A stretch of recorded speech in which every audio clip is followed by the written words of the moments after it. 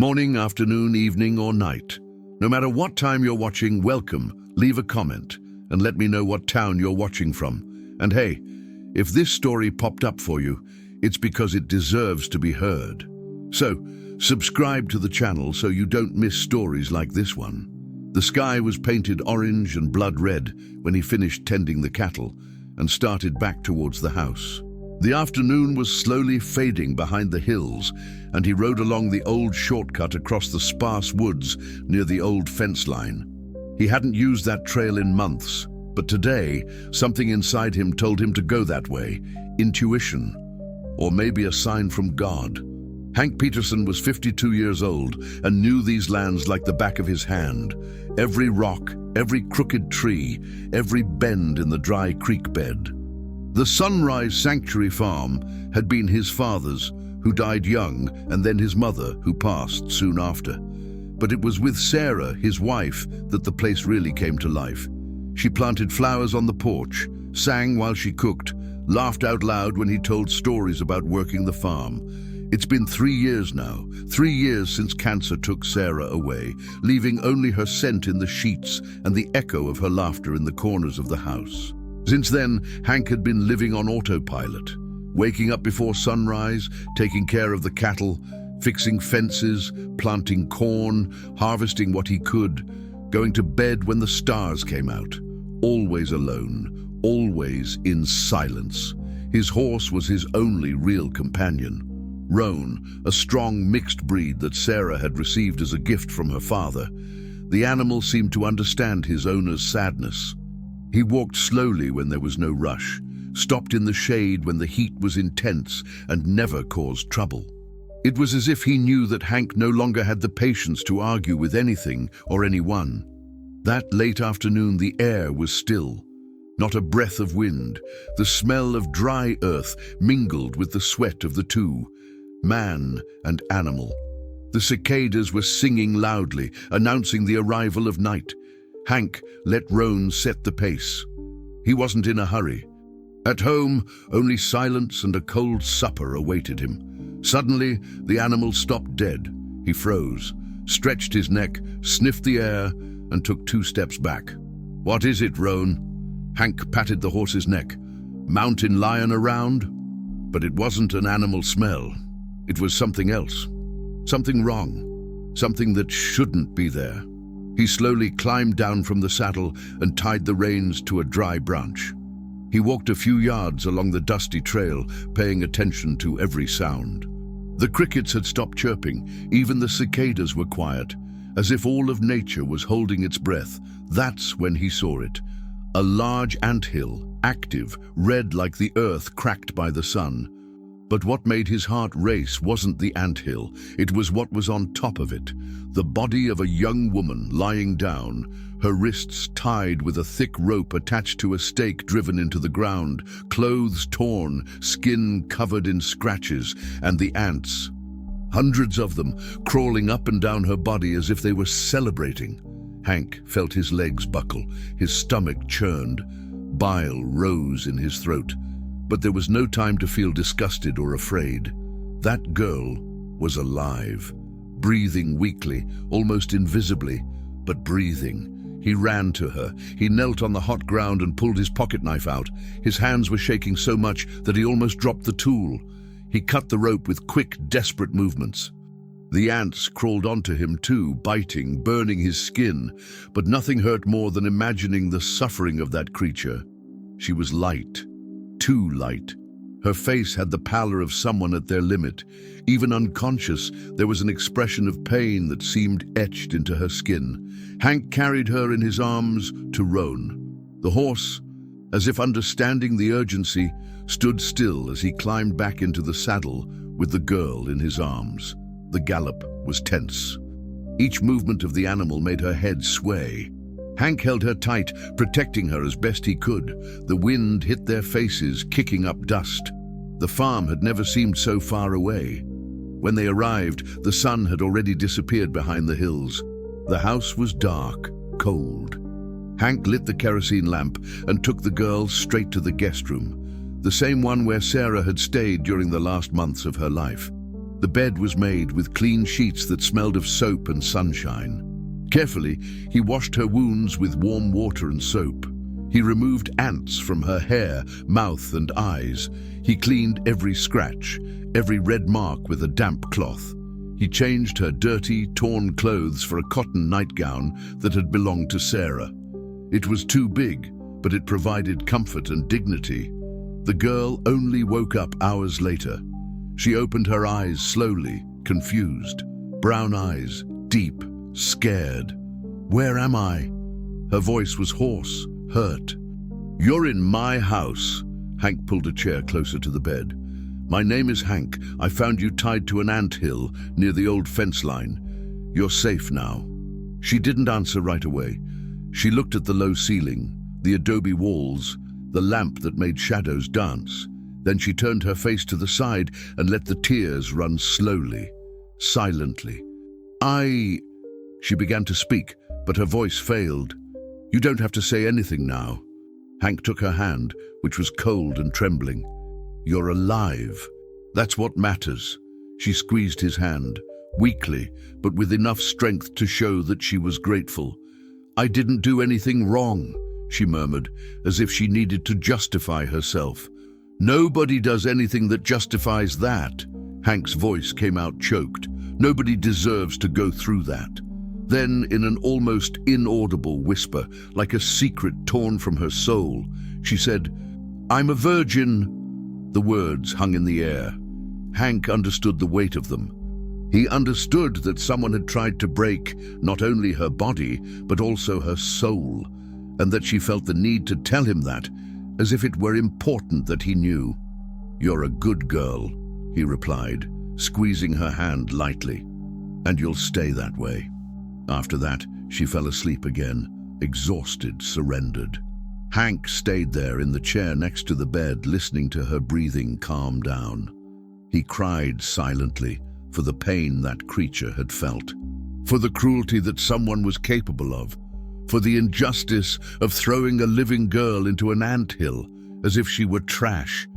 And he also cried for himself, for having walked alone for so long, thinking that the world had closed forever, for having lost faith that he could still make a difference in someone's life, but God had shown him, had made him go through that forgotten path at that exact moment, at that precise time, because it wasn't by chance.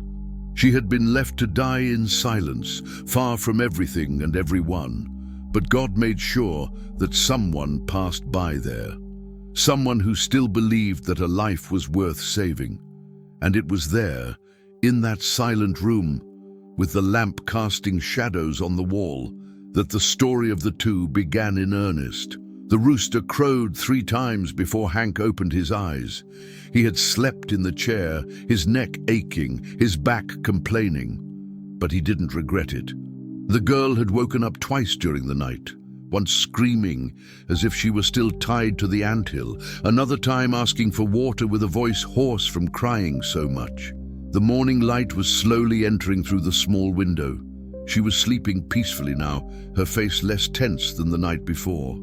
The marks from the bites were still there, red and swollen, but they were no longer bleeding. Her brown hair, which had been a nest of ants, was clean and combed back.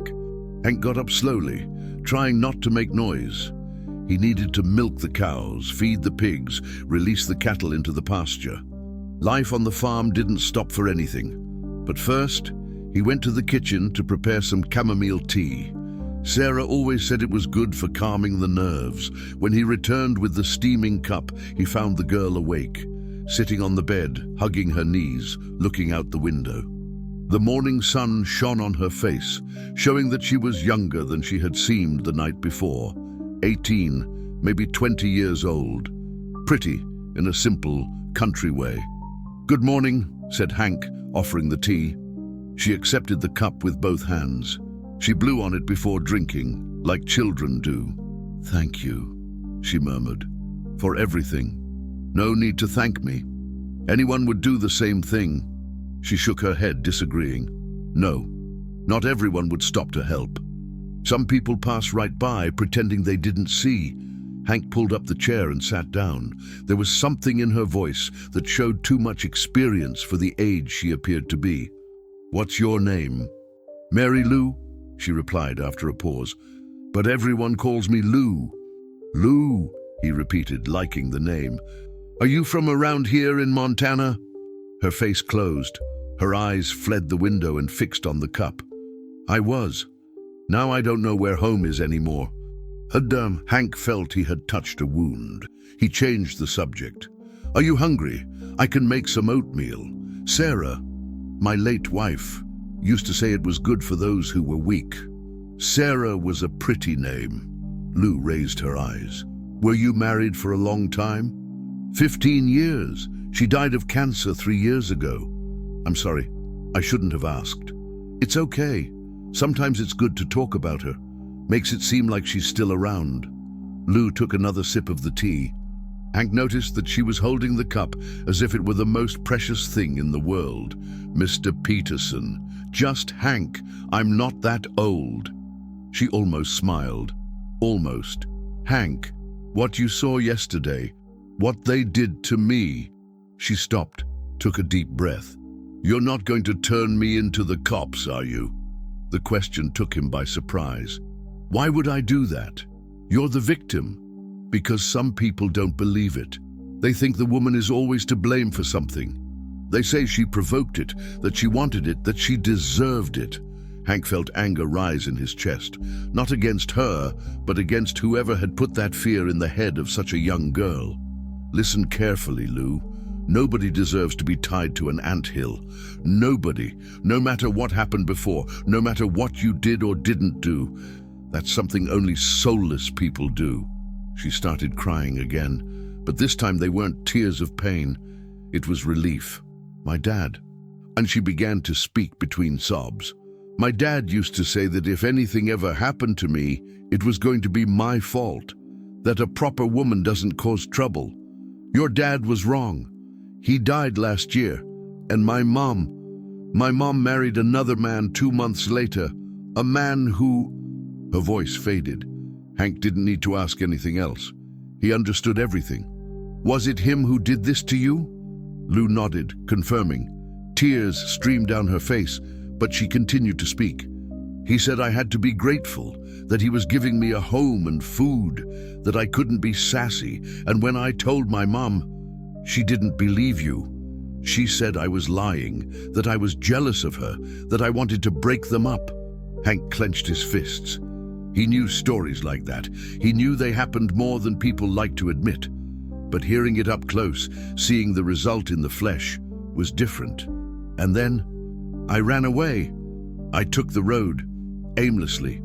I slept at gas stations, asked for food, hitchhiked, until I caught a ride with 2 men who seemed nice, but they weren't." Hank didn't ask for more details. He didn't need to. The image of the anthill was still vivid in his memory. "Now you're here. You're safe. For how long?" The question came out in a whisper. "I have nowhere to go. I have no money. I have no one. Soon you'll get tired of me and..." "Lou," Hank interrupted, taking her hand. "You can stay here as long as you need. This house is too big for one man, and I've kind of forgotten what it's like to have someone to talk to." She looked him in the eye, searching for signs of lies or hidden interest. She found neither. "I can help," she said, with a glimmer of hope in her voice. "I can cook, I can clean house, I can take care of the garden. My grandma taught me everything before she died. You don't have to worry about that now. First, you need to get better." "No, I do need to. I don't want to be a burden. I don't want you to regret helping me." Hank saw in her determination something he recognized.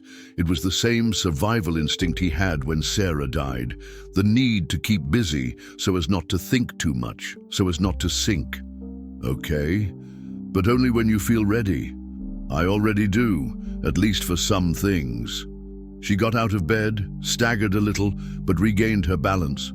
She was weak, but not broken. Hank admired her strength. "Can I take a shower?" she asked. "I can still smell those ants on me." "Of course, the bathroom is down the hall. There's hot water, soap, clean towel, and—" he hesitated. "There are some of Sarah's clothes in the closet. I don't know if they'll fit, but—" "Thank you." She took his arm. "Really, thank you for treating me like a person." Hank felt a lump in his throat. "What do you mean, treating me like a person?" It was the most natural thing in the world. But he understood that for her, who had spent months being treated like an object, that was new. "I'll make the oatmeal," he said.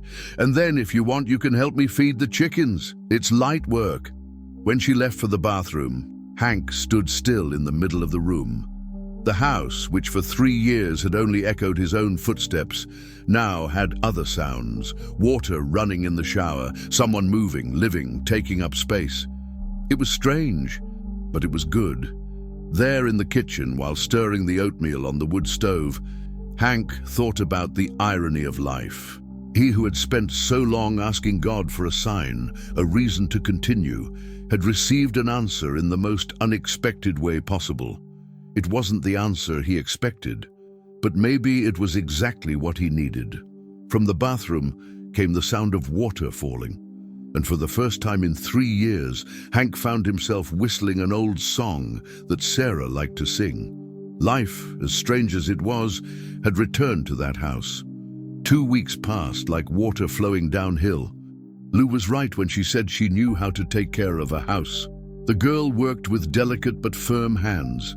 She swept the yard before sunrise, watered the garden that Sarah had planted and that Hank had let die of neglect, seasoned the food with herbs that she herself collected in the yard.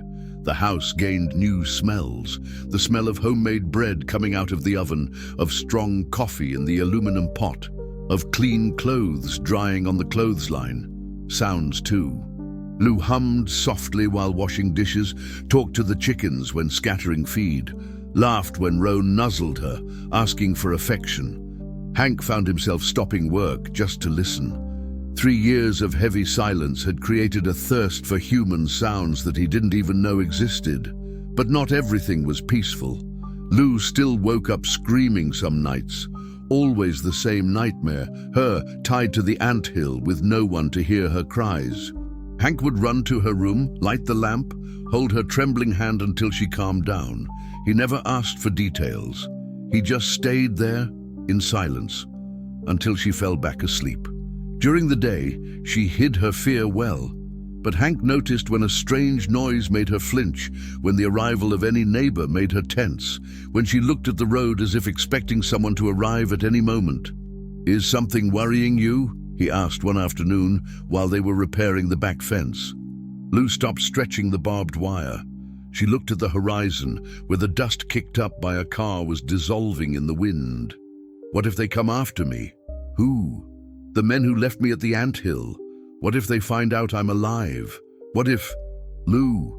Hank dropped the hammer and turned to her. "They think you're dead, and even if they didn't, they wouldn't look for you. People like that don't return to the scene of the crime." "Are you sure?" Hank wasn't sure of anything, but he saw in her face a need for security that was almost physical.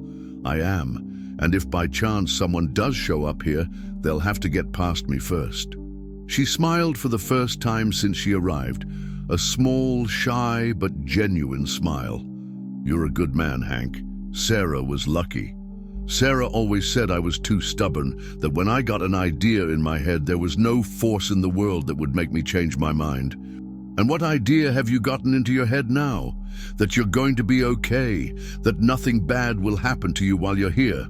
Lou went back to work, but Hank saw that she was lighter. It was funny how a few words could change the weight a person carried. That night, she prepared a special supper: stewed chicken with okra, fluffy rice, egg farofa. She lit candles on the table, arranged the flowers she picked from the garden in a water glass. "What's the occasion?" asked Hank, admiring the set table. "It's been exactly 15 days since you saved me. I wanted to thank you in a special way." They ate slowly, talking about the things of the day: the cattle that needed vaccination, the fence that still needed repair, the rain that might arrive in a few weeks if God willed it. Simple, everyday conversations, but which had a different flavor when shared. "Can I ask you a question?" said Lou, while serving coffee with sweetened condensed milk. "Sure. Why have you never remarried? 3 years is a long time to be alone." Hank stirred the coffee slowly, thinking about the answer. "In the beginning, it was because I still felt that Sarah was here. I saw her in every corner of the house. I heard her voice calling my name. I couldn't imagine another person in her place. And after, I guess I got used to being alone. It's easier not to feel anything than to risk feeling and losing again."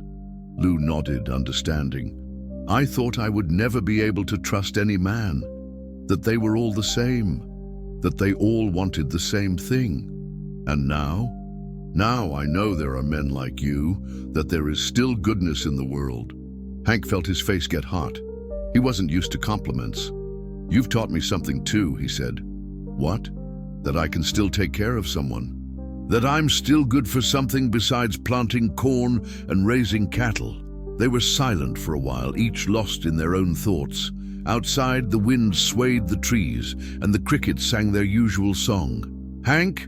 Do you think God has a plan for everything?" "Why do you ask?"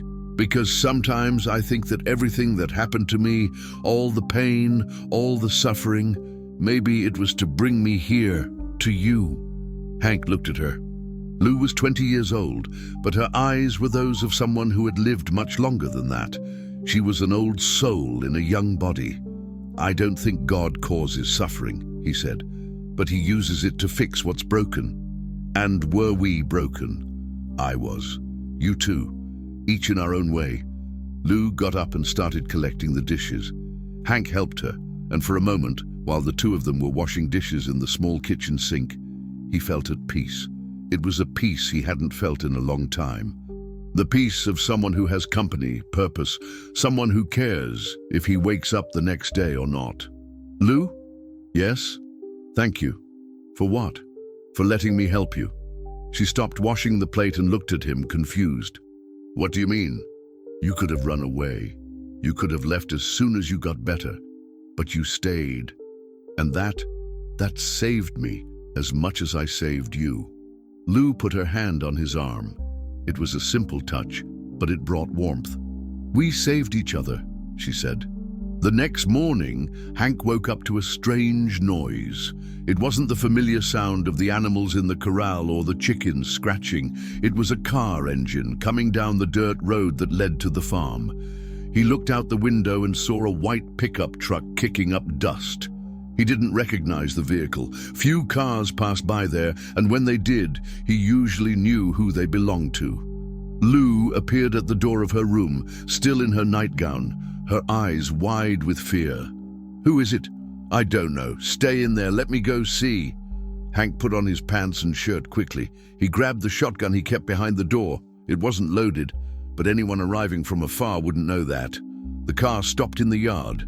2 men got out, one tall, thin, wearing a straw hat, the other shorter, pot-bellied, wearing a striped shirt.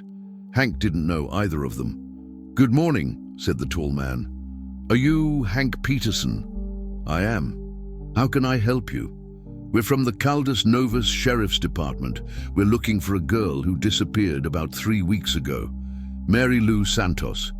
Someone said she may have passed through here." Hank's heart raced, but he kept a straight face. "No girl has passed through here. I live alone." The short man took a few steps towards the house, observing everything carefully. He saw the clothesline with women's clothes, the newly watered garden, the flowers in the window. "Are you sure?" he insisted.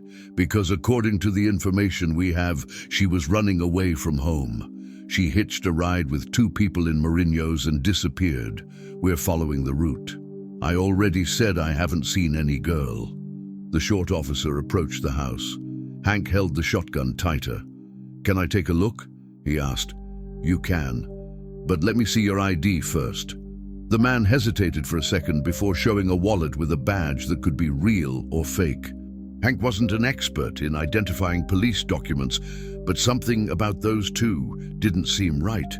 Real cops didn't arrive alone at an isolated farm looking for someone. They brought backup, warned in advance, followed protocol. "Do you have a search warrant?" he asked. "We don't need one. It's just a conversation. Then we'll talk out here." The atmosphere became tense. The tall man put his hand on his waist, where he probably had a gun. Hank noticed the movement and raised the shotgun a little. "Listen here, old man," said the short man, changing his tone. "We don't want trouble. We just want the girl. We know she's here." "And I already said there's no girl here." "Then why are there women's clothes on the clothesline?" Hank felt cold sweat run down his back, but he remained firm. "They were my late wife's. I'm donating them to the church." The two men looked at each other. The tall one signaled to his partner, and they both began to separate, trying to surround Hank. "Don't move!" He pointed the shotgun at the tall one. "You're not cops. Real cops don't act like that. And you're not going to stop us from entering this house," said the short one, pulling a pistol from his waist. That's when everything changed direction. A loud bark echoed through the yard.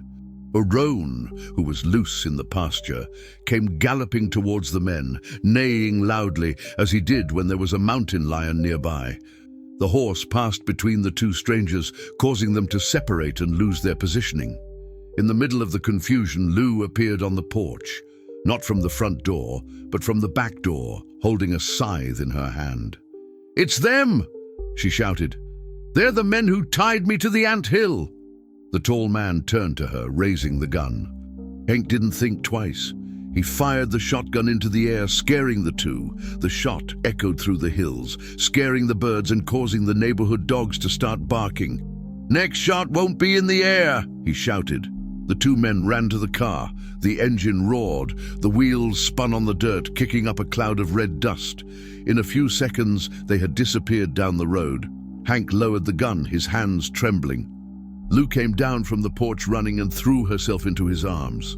"They found me!" she cried. "They found me, Hank! What are we going to do now?" Hank hugged her tight, feeling her small body tremble against his chest. Roan approached slowly, as if understanding that the danger had passed. "Now we're leaving here," said Hank. "Today?" Lou stepped back, looking him in the eyes. "Leaving? Where to?" "Far away. To a place where they won't find us." "But what about the farm, and the animals, and your life here?" Hank looked around. The house where he was born, where he got married, where Sarah died. The cattle he raised since they were calves, the land he planted with his own hands, everything he had built in 52 years of life. But when he looked at Lou, with her frightened, tear-filled eyes, the decision became easy. "My life now is taking care of you," he said. "We'll rebuild the rest somewhere else." And for the first time in 3 years, Hank felt completely alive.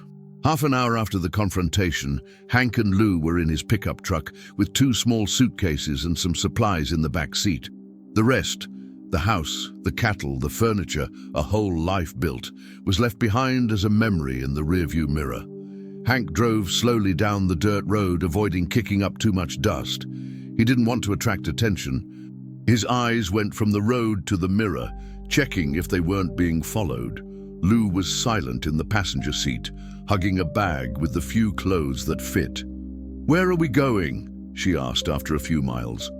"To Billings first. We'll see after that." "Do you have family there?" "I have a cousin, Tony. It's been years since I talked to him, but he's a trustworthy man. He can give us shelter for a few days until we decide what to do." The road was long and full of potholes. The pickup truck shook so much that their teeth ached. At least they hadn't found any suspicious cars along the way, just some trucks loaded with soybeans and some old motorcycles kicking up dust. Lou was quiet for a long time. When she spoke, her voice was low, filled with guilt. "You're losing everything because of me." Hank glanced at her. He saw that she was crying again. "I'm not losing anything. I'm gaining." "How can you say that? Your house, your farm, your animals." "Lou," he slowed down and pulled over to the shoulder.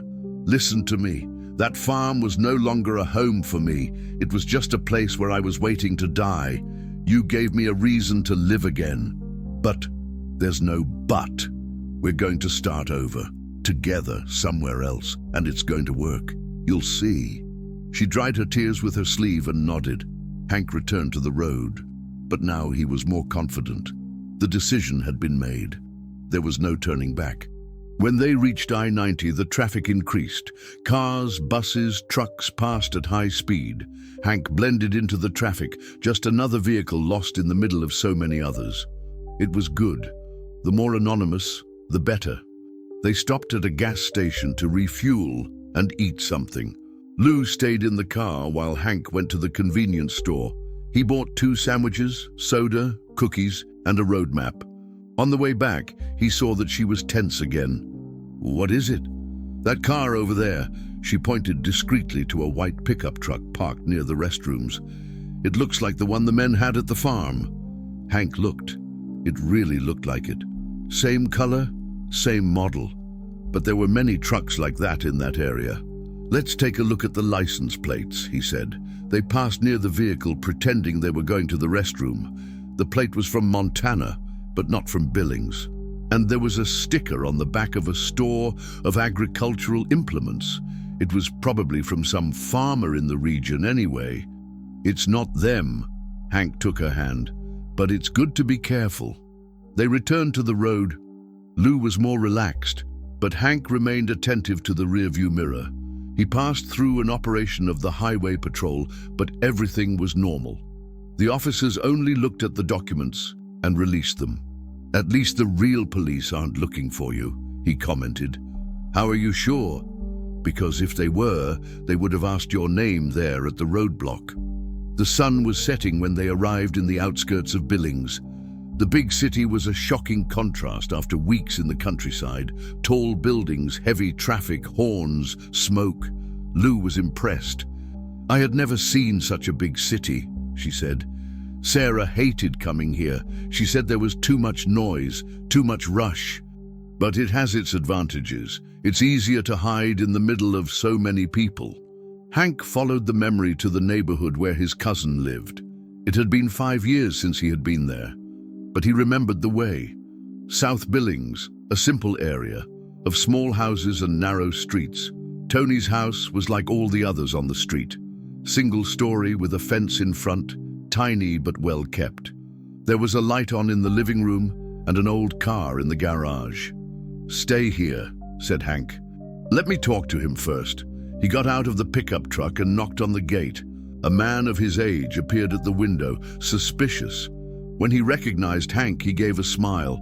"Hank? What a surprise." Tony opened the gate and gave his cousin a hug. "What are you doing here?" "It's a long story, Tony. I need your help." Tony noticed the seriousness in his voice. He looked at the pickup truck, where Lou was waiting. "Trouble?" "It could be." "Uli, can you give us shelter for a few days?" "Of course, come in. Bring the girl too." Hank motioned to Lou. She got out of the car with the bag in her hand, shy, withdrawn. Tony greeted her politely, but didn't ask many questions. Inside the house, Tony's wife, Marlene, welcomed them both warmly.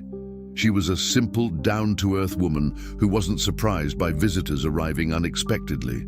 She prepared a quick supper, rice and beans, fried egg, salad, and only after everyone had eaten did Hank tell the story.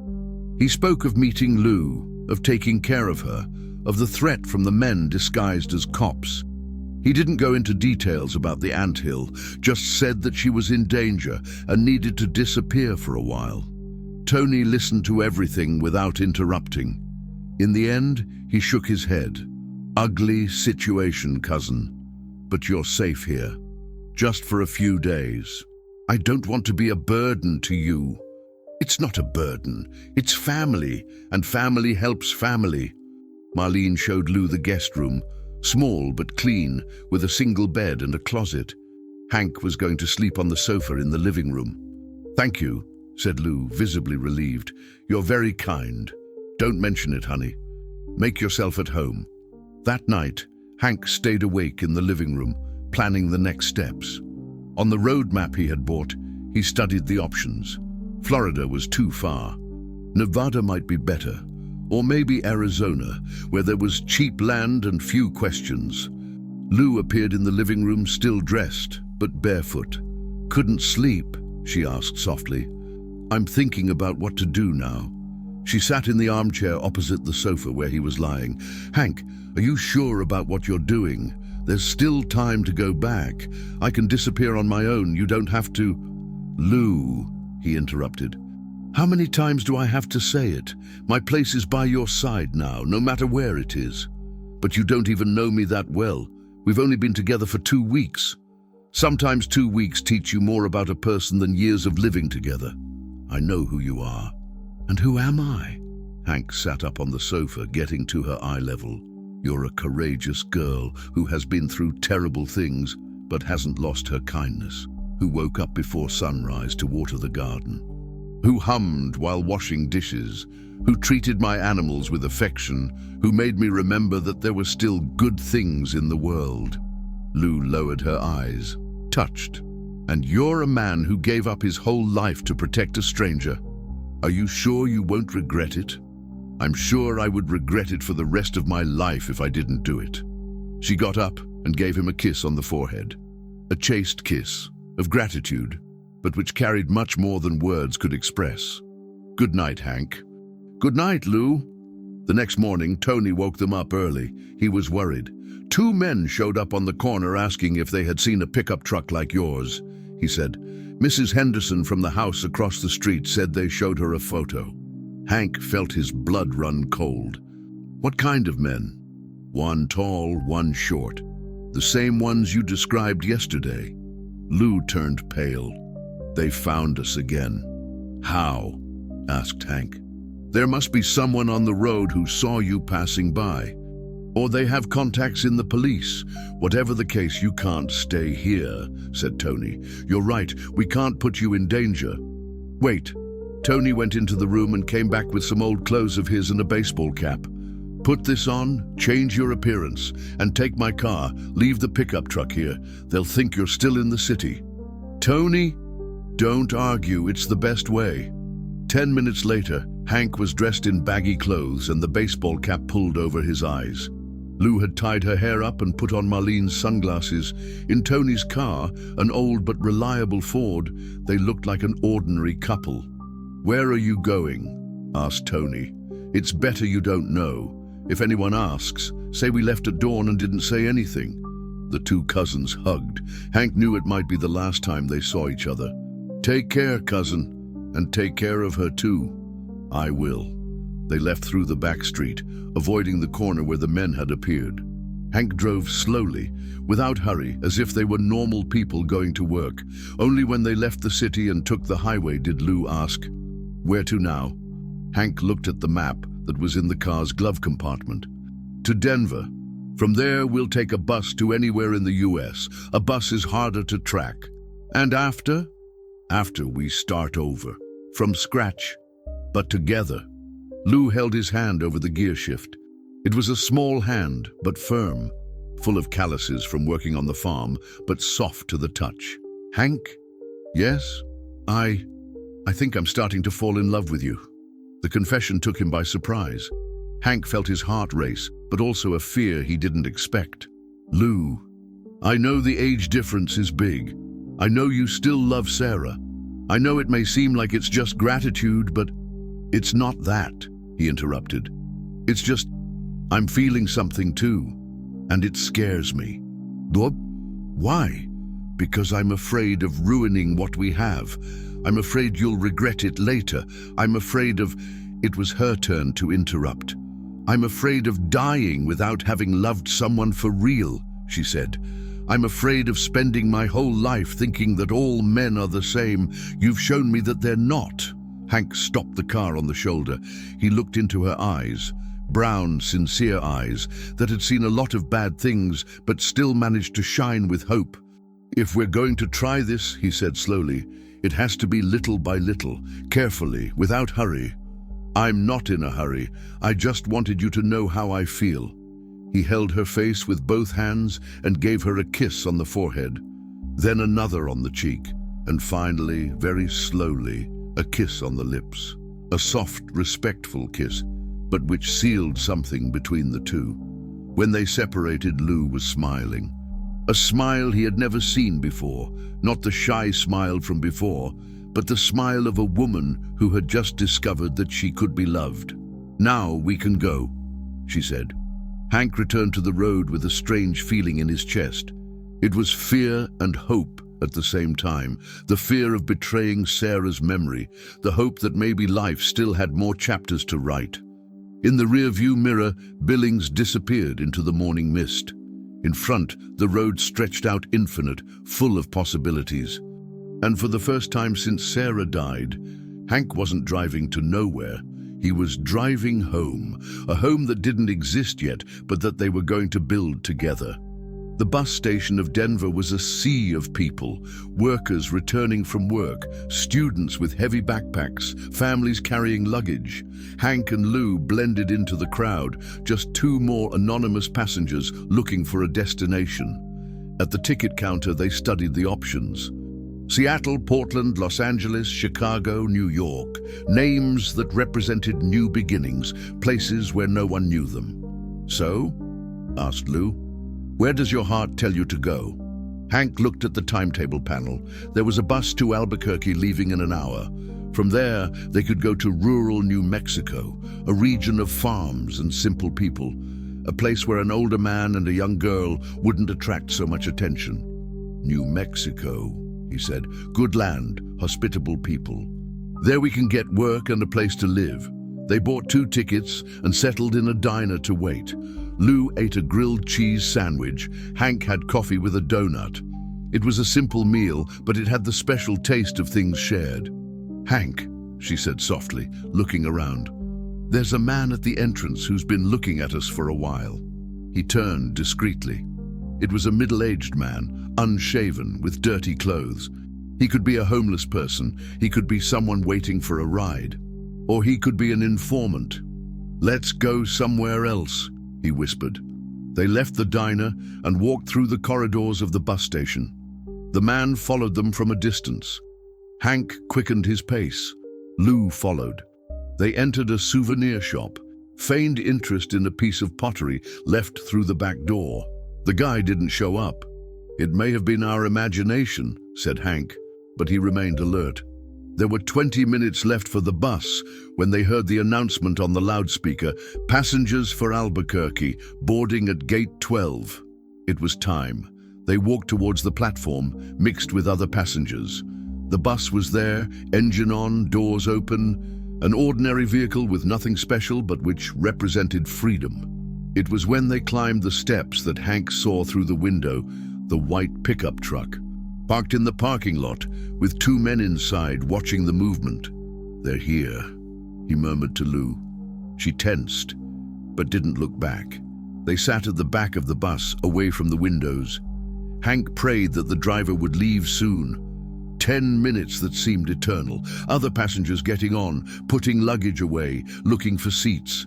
The driver checking documents, the ticket collector counting the passengers. Finally, the bus moved. Hank only relaxed when they left the limits of Denver and took the highway. Through the window, he saw the lights of the federal capital diminishing in the distance. Lou leaned her head on his shoulder and fell asleep. The trip to Albuquerque lasted 4 hours. Hank stayed awake most of the time, watching every stop, every person who got on or off. But nothing suspicious happened.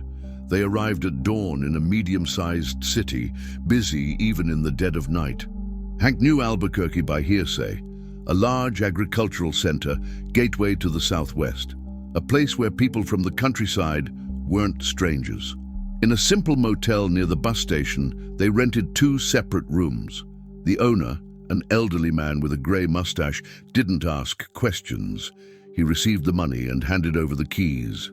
"Breakfast at 6, he said only. The rooms were small and Spartan. Single bed, table, chair, a crucifix on the wall. But they had hot showers and clean sheets. After days on the road, it was luxury. Lou knocked on Hank's door before he went to bed. "Can I come in?" She was in her nightgown, her feet bare, her hair loose over her shoulders. Beautiful in a natural way, without artifice. "Sure." She sat in the only chair in the room. Hank stayed on the edge of the bed. "I'm scared," she said. Of what? Of everything. Of what may happen tomorrow. Of what we're going to do now. Of what our life will be like from now on. Hank understood. It was too much change at once, for him too. Lou, we're going to take it slow, one day at a time. First, we're going to look for work, then a place to live. Then what? Then we'll see if this that we're feeling is real, or if it's just the situation that's making us cling to each other. She was quiet for a moment. And if it's real, we'll build a life together. And if it's not, we'll continue to be friends. You'll have your life, I'll have mine, but we'll always have this story between us. Lou got up and approached him. She stopped close, looking him in the eyes. Can I sleep here? She asked. Just sleep. I don't want to be alone today. Hank hesitated, not for lack of desire, but for excess of care. Lou, please. I promise nothing will happen. I just want to feel safe. He moved to one side of the narrow bed. She lay down on the other side, over the quilt. They stayed there, side by side, listening to the sounds of the motel. Footsteps in the corridor, doors slamming, someone coughing in the next room. Hank, do you think we'll be able to be happy? I think we already are. The next morning, they woke up with the noise of movement in the street.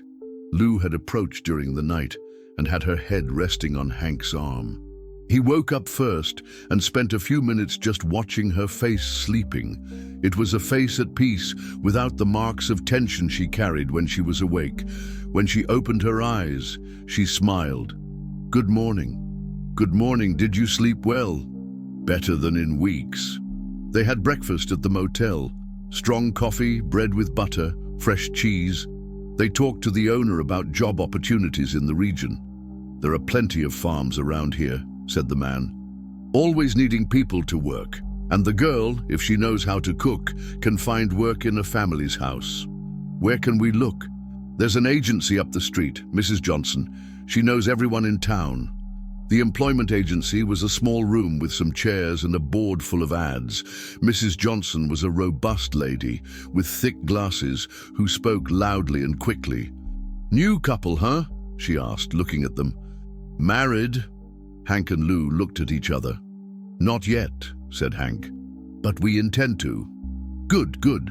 Marriage is a serious thing. And work? What do you know how to do? Hank told about his experience with cattle and planting. Lou spoke about cooking and domestic care. Mrs. Johnson wrote everything down on a form. I have a farm here that may interest you, Mr. Davis's farm, near Santa Fe. He's needing a couple to take care of the property. You would stay in a separate house, take care of the cattle, the garden, the main house when he's not there. Sounds good, said Lou. There's just one problem. Mr. Davis is distrustful. He doesn't like people with a dark past. He'll want references. Hank felt his stomach tighten. References were exactly what they couldn't give. What kind of references? Work permit. Proof of where you lived before, those things. Lou disguised her disappointment, but Hank saw it. Is there anything that doesn't need references? Mrs. Johnson thought. There is, but it's harder work. Mr. Peterson knows anything about construction? Some. There's a building here in the city, low-income housing. They're needing a handyman, and the girl can work in a bakery that's hiring. It doesn't pay much, but it's clean money. It was better than nothing. Hank accepted. They left the agency with addresses written on a paper. The construction was in a neighborhood far from the center. The bakery was near the motel. See you tonight, said Hank when they separated. Be careful, replied Lou. The work on the construction was heavy, carrying brick, mixing mortar, cleaning rubble. Hank, who was used to working on the farm, felt his muscles protesting the different effort. But the other workers welcomed him. They were simple men, like him, who knew the value of honest work. At lunchtime, he sat in the shade with the lunchbox that Lou had prepared early. Rice, beans, fried egg, a slice of tomato. Simple food, but made with care. Your wife cooks well, commented Joe, an older bricklayer who worked next to him. She does, agreed Hank, without correcting the misconception about them being married. Where are you folks from? Rural Montana. And why did you come here? Hank chewed slowly, thinking about the answer. Looking for a better life. Things were tough there. It was true, in a way. In the late afternoon, when the siren sounded, Hank was exhausted. His back ached. His hands were full of new calluses. His clothes were dirty with cement and paint. But there was a different satisfaction in that tiredness. It was the tiredness of someone who was building something new. He met Lou at the motel. She was also tired but excited. How was your first day? She asked. Heavy but good. And you? The owner of the bakery is very nice. She said that if I dedicate myself, she can teach me to make specialty breads. She even gave me a cake to take with us. It was a simple cornbread cake, but it was delicious. They ate it, sharing with the owner of the motel, who joined them in the common kitchen. You seem like good people, said the man. If you want, I can rent the room for a better price, monthly. It was a sign that they were being accepted. Hank thanked him. That night, in their separate rooms, the two planned the routine for the next few weeks. Work, save, look for a better place to live. Maybe even get married, if the feelings were confirmed. It seemed like a possible future, simple but possible. It was in the third week that everything fell apart. Hank was returning from the construction when he saw the white pickup truck parked in front of the motel. His heart raced. He hid behind a pole and watched. The two men were talking to the owner of the motel, showing something. Probably photos. He couldn't go back. He couldn't warn Lou. He stayed there, hidden, watching the men enter the motel. 15 minutes later, they left. One of them was carrying the small suitcase that Lou had brought from the farm. They had taken her. Hank felt the world collapse. All the precautions, all the escape, all the care, and even so, they had found Lou. And now he was alone, without knowing where they had taken her. Anger and despair took over him. He couldn't go to the police. How to explain the situation? He couldn't go back to the motel. Certainly the owner had been bought or threatened. He walked through the streets of Albuquerque like a ghost, without destination, without plan. He stopped in a park and sat on a bench. It was night. There were few people around. It was then that he heard a familiar sound, the ringtone of a cell phone with a song that Lou always hummed. He looked around and saw, thrown near a trash can, her device. He ran to it. The phone was ringing. On the screen, "Hank," he answered with trembling hands. "Hello? Mr. Peterson?" It was Lou's voice, but low, scared. "Lou, where are you? Are you hurt?" I'm in a house. I don't know where. They brought me far from the city. Hank, they want..." The call was cut off. Hank stared at the silent phone. She was alive. She managed to call. But where was she? And how could he find her? He walked the streets again, her cell phone clutched in his hand. Thinking, planning, despairing, there had to be a way, there had to be. Lou had become more than a companion. She had become his reason for living, and he wasn't going to give up on her, no matter what it cost. Hank didn't sleep that night. He walked the streets of Albuquerque, Lou's cell phone in his hand, hoping it would ring again. He prayed, cursed, cried, and planned. When the sun rose, he had made a decision. He went back to the construction. Joe was surprised to see him arrive earlier than normal, with wrinkled clothes and red eyes. "What happened, Hank? You look like you've seen a ghost." "Joe, I need your help." The bricklayer stopped what he was doing and paid attention. There was urgency in the colleague's voice. "Tell me, my woman disappeared, kidnapped. I know it may sound like something out of a movie, but it's true, and I need to find her." Joe scratched his gray beard. He was a man of few studies, but a lot of life experience. He knew how to recognize true despair. "Did you go to the police?" "I can't. It's complicated. But she managed to call me last night. She's in a house, far from the city. I need someone who knows the region, who knows where these types usually hide people." "What types?" Hank hesitated. How to explain without going into details? Dangerous people who kidnap girls. Joe nodded slowly. He had heard similar stories. He knew it happened more than people like to admit. There's a guy who can help. He calls himself Dirk, ex-cop. Kinda crazy, but he knows all the hideouts in the area. If anyone knows where they took your woman, it's him. Where do I find this Dirk? At Tony's bar, there in the Santa Monica neighborhood. But be careful, he doesn't do anything for free and he's dangerous. Hank thanked him and left the construction. The foreman shouted after him, but he didn't stop. He had more important things to resolve. Tony's bar was a dirty dive in a remote neighborhood. It smelled of spilled drink and cigarettes. Even though it was morning, there were already some dazed customers leaning over the tables. Dirk was in a corner, alone, drinking whiskey and watching the movement of the street through the dirty window. He was a man in his 40s, thin, with scars on his face and eyes that had seen a lot of bad things. "Are you Dirk?" asked Hank. The man looked him up and down. "Depends on who wants to know.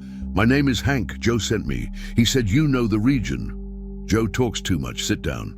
Hank pulled up a chair. Dirk called the owner of the bar and ordered 2 shots. Hank didn't drink, but he didn't refuse. "What do you want?" "I'm looking for a girl.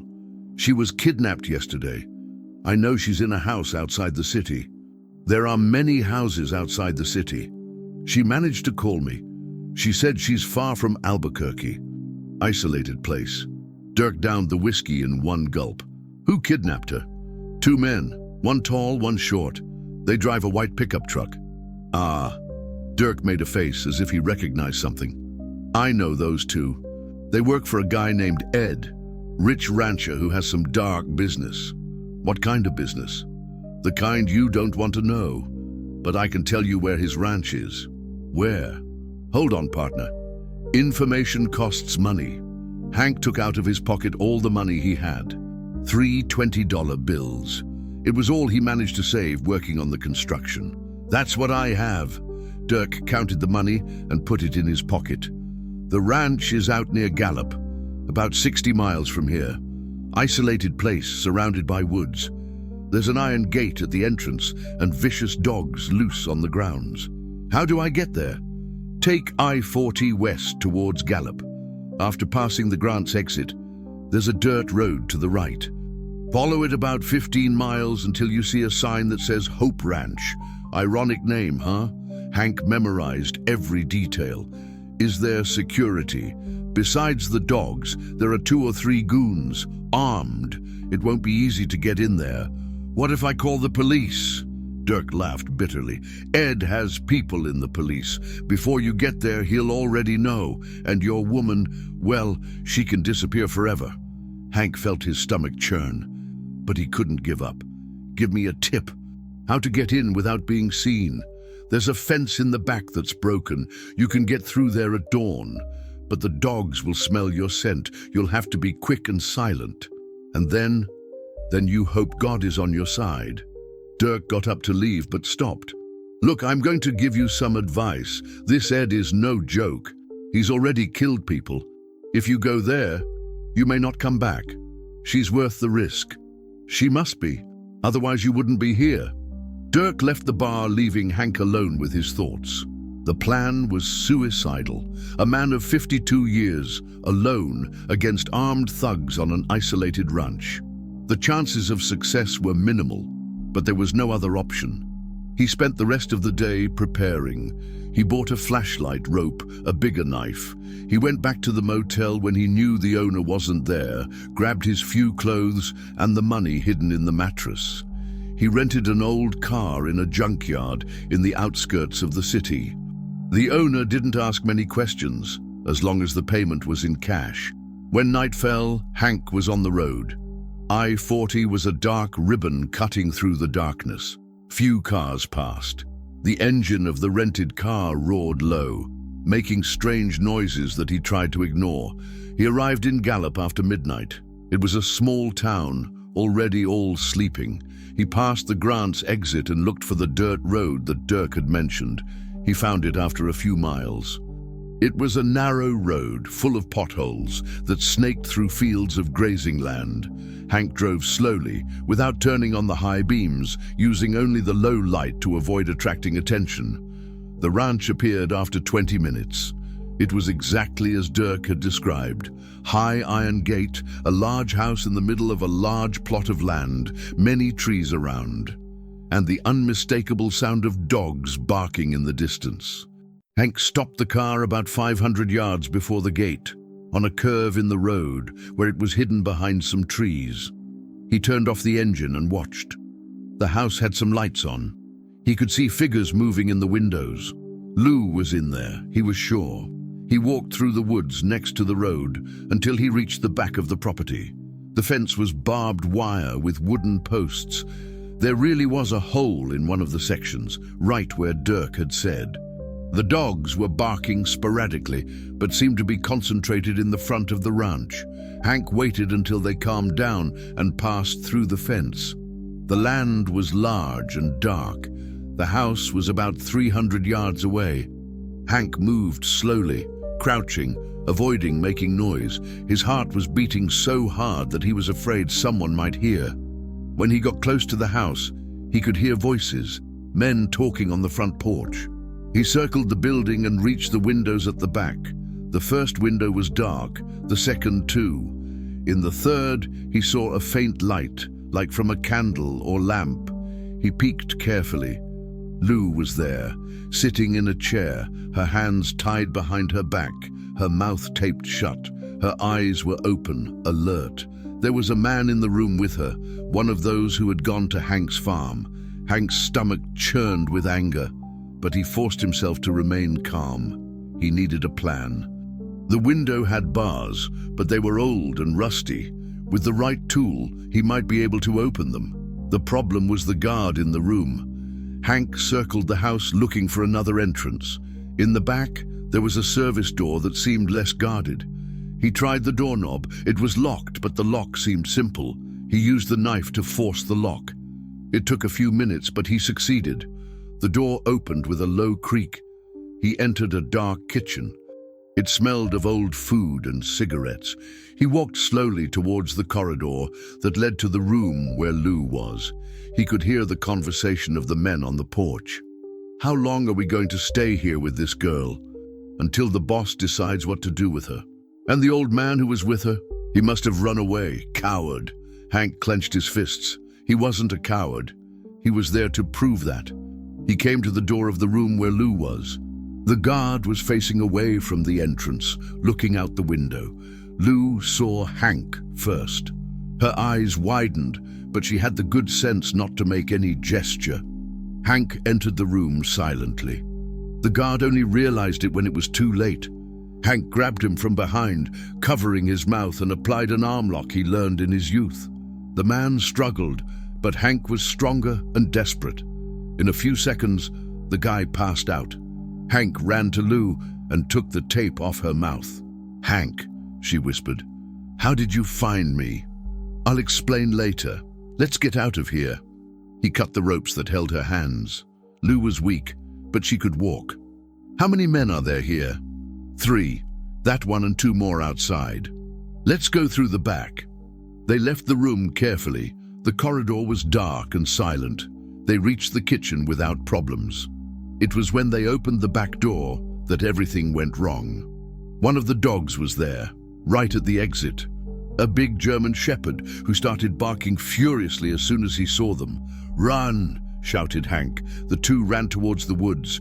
Behind them, they heard shouts from the men and more dogs barking. Lights came on in the house. "They're going that way!" heard the voice of one of the men. A powerful flashlight swept the woods in their direction. Hank pulled Lou behind a large tree. "Hank," she whispered, "I won't make it. I'm too weak." "Yes, you will. We're almost there." But the men were approaching. In a few minutes, they would be discovered. It was then that Hank made the most difficult decision of his life. "Lou, I'm going to divert their attention. When I run out, you go to the right to the fence. The hole is about 100 yards from here. Cross it and go to the car. It's on a curve in the road, hidden behind the trees." "No, I won't leave you." Yes, you will. Because I can't live knowing I didn't save you. Hank kissed her forehead quickly. If I don't show up in an hour, take the car and leave. Go far away, change your name, build a new life, and remember that you were the best thing that ever happened to me. Before she could protest, Hank came out from behind the tree and started running in the opposite direction, making noise on purpose. There, shouted one of the men. The flashlights and the dogs went after him. Lou was left alone, hidden, crying silently. Hank ran through the woods like a madman. The branches cut his face. The roots tried to knock him down, but he kept going. He heard a shot and then another. The bullets passed close, shattering the bark of the trees. He reached a clearing and stopped. There was nowhere else to run. The men appeared at the edge of the woods, flashlights in hand, guns pointed. "End of the line, old man," said one of them. Hank raised his hands. He was panting, hurt, but he didn't regret it. Lou had had time to escape. That was what mattered. "Where's the girl? She's gone, and you won't find her." The man approached and punched Hank in the stomach. He doubled over in pain, but didn't fall. "We'll see if you're still so brave back at the ranch." They dragged Hank back to the ranch. The house was all lit up now. There were more men, more cars. Apparently they had called for backup. They threw Hank into a chair in the room where Lou had been. His hands were tied behind his back. A fat man in an expensive suit entered the room. "It must be the Ed they mentioned." "So you're the clown who came to play hero," said the man. "I didn't come to play. I came to get what's mine." Ed laughed. "Yours? The girl isn't yours. She's merchandise, and merchandise that runs away has to be punished. She's not merchandise, she's a person. You still haven't understood the situation, have you, old man? You came here, invaded my property, assaulted my employees. Do you know what happens to people who do that?" Hank didn't answer. "They disappear, forever." That's when they heard the noise, an engine approaching the ranch fast. Headlights illuminated the windows. "What's that?" asked Ed. One of the henchmen ran to the window. "Boss, there are some police cars arriving, several." Ed's face turned white. "What do you mean, police? How did they know?" Hank smiled for the first time since he had been captured. "Must have been my wife. She must have called the police after she escaped." In fact, Hank didn't know if that was true, but he saw the panic in the bandits' eyes and decided to bet. "You're surrounded," he continued. "You better surrender." Ed pulled out a pistol and pointed it at Hank's head. "Then you're going to die before they get here."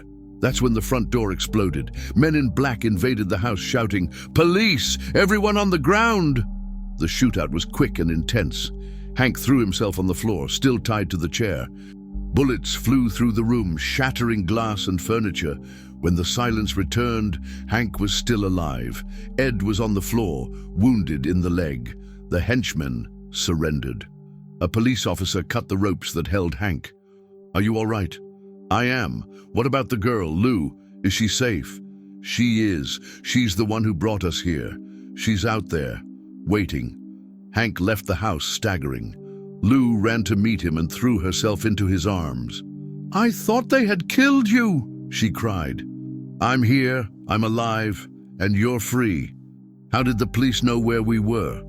"When I got to the car, I remembered that I had that Dirks card in my pocket. I called him, told him what was happening.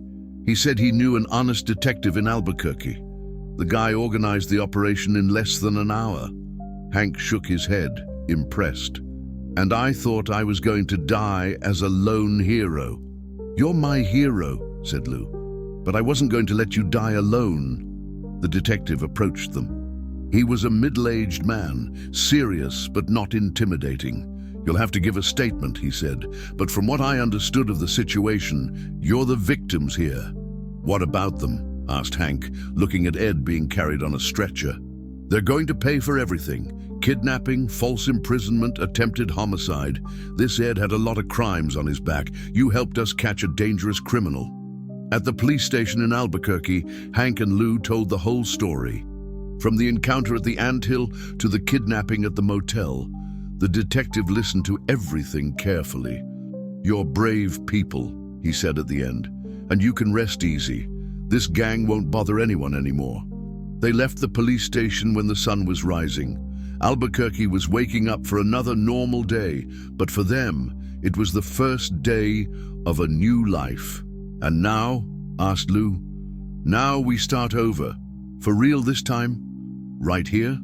"Why not? The detective said we can stay. We have work, we have friends, and—" Hank stopped and looked into her eyes. "We have each other." Lou smiled. It was a smile different from all the ones Hank had ever seen. It was the smile of someone who was finally free to love. "Hank." "Yes?" "Marry me." The question took him by surprise. "Lou, are you sure? I'm an older man, you're still young. You can meet someone your age.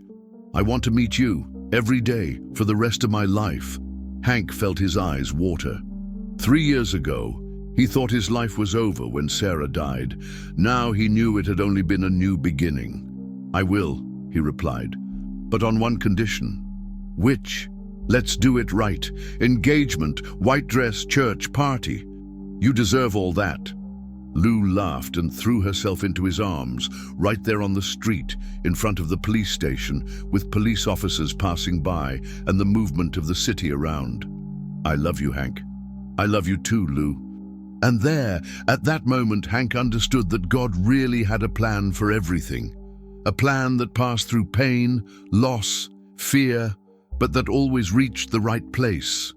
Love. 6 months later, in the small church of St. Joseph in Albuquerque, Hank Peterson and Mary Lou Santos got married. She was radiant in a simple but beautiful dress that Marlene, who came from Denver especially for the wedding, helped choose. He, with the suit that had been his father's, patched but dignified. Joe was the best man. Dirk, who became a friend after everything that happened, was a witness. The detective who organized the operation at the ranch was also there with his family. The party was simple. Cornbread cake made by the bride herself, soda, accordion music played by the brother of the owner of the bakery where Lou worked. But there was joy to spare. "Where are you going to live?" asked someone. "We bought a small plot of land nearby," replied Hank. "We're going to build our house little by little, with a garden, a chicken coop, maybe a pig. Nothing too big, just enough to be happy." And they were happy. Hank returned to work in construction, but now as a foreman. The experience of the farm and the maturity made him respected among his colleagues. Lou set up a small confectionery at home, selling cakes and sweets to the neighborhood. On the second wedding anniversary, John was born, name chosen in honor of the man who saved his mother at the anthill. In the 4th year came Mary, name of Lou's grandmother. The house grew along with the family. An extra room here, a porch there, an area for the children to play, always with their own hands, always with love. Hank never returned to the farm in Montana. He heard from neighbors that the cattle were sold. The house was occupied by squatters. The woods took over everything. But he didn't feel sadness. That was the past. The present was there in the laughter of the children, in the affection of his wife, in the satisfaction of work well done. On a Sunday afternoon, 10 years after the wedding, Hank was on the porch of the house watching the children playing in the yard. Lou approached and sat next to him. "What are you thinking about?" "About how strange life is. If someone had told me on that day that I found you on the anthill, that we would end up like this. Happy, married, with children, our own house, I would have thought it was crazy." "Do you regret anything?" Hank thought. He could regret having lost the farm, the years of loneliness, the pain of losing Sarah. But all those things had been necessary to get where he was. "No," he said. "Everything happened at the right time. Even the bad ones were important." "Why?" "Because it was the pain that prepared me to love you right. It was the loneliness that taught me the value of companionship. It was the loss that made me value what I have." Lou leaned her head on his shoulder. It was the same gesture she made when they were running away on the road years ago. But now, it wasn't fear. It was peace. "Hank? Thank you for having passed by that road that day." Thank you for letting me save you. We saved each other. That's true. We saved each other. The sun was setting behind the hills of Albuquerque. The children ran through the yard chasing butterflies. Life followed its simple and beautiful course, and Hank Peterson, who one day thought he had no more reasons to wake up the next day, now knew that every dawn brought a new chance to be happy. Life is made of encounters. Some hurt us, others heal us, but the ones that really matter are those that transform us. And when two wounded hearts meet on the road, they may discover that the cure comes in double. Because there is no better medicine for loneliness than someone who understands our pain. And there is no greater joy than discovering that we are still capable of loving and being loved when we thought it was too late. Life is made of encounters. Some hurt us, others heal us, but the ones that really matter are those that transform us. And when two wounded hearts meet on the road, they may discover that the cure comes in double, because there is no better medicine for loneliness than someone who understands our pain. And there is no greater joy than discovering that we are still capable of loving and being loved when we thought it was too late.